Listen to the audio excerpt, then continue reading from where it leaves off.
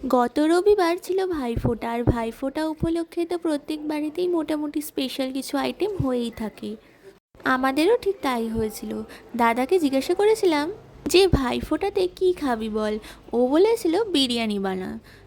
সেই জন্য বানিয়েছিলাম আলু বিরিয়ানি, আর সাথে ছিল চিকেন চাপ। দাদার আবদার তো না রাখলেই নয়। চিকেন চাপের রেসিপিটা তো তোমাদের সাথে আমি আগেই শেয়ার করেছি, তাই আজকে শেয়ার করব আলু বিরিয়ানির রেসিপিটা। চলো শুরু করা যাক। প্রথমেই বিরিয়ানির যে ভাতটা সেটাই রেডি করে নিয়েছিলাম।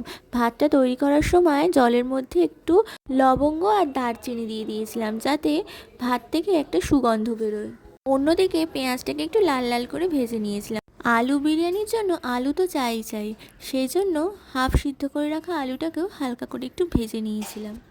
এরপর সব থেকে ইম্পর্টেন্ট কাজ হচ্ছে যে জিনিসগুলো ভালো করে সাজানো।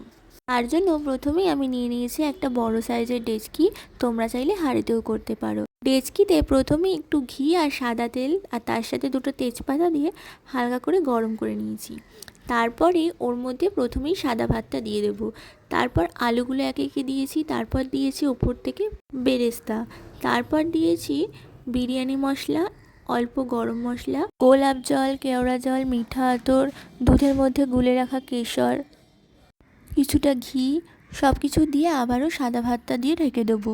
ঢেকে দিয়ে সেম ইনগ্রিডিয়েন্টসগুলো আবারও ওপর থেকে দিয়ে ভালো করে ঢাকা দিয়ে গ্যাসটা লো ফ্লেমে কিছুক্ষণ রেখে দিলেই তৈরি হয়ে যাবে আলু বিরিয়ানি। ভিডিওটা ভালো লেগে থাকলে লাইক অ্যান্ড ফলো করতে ভুলবেন না।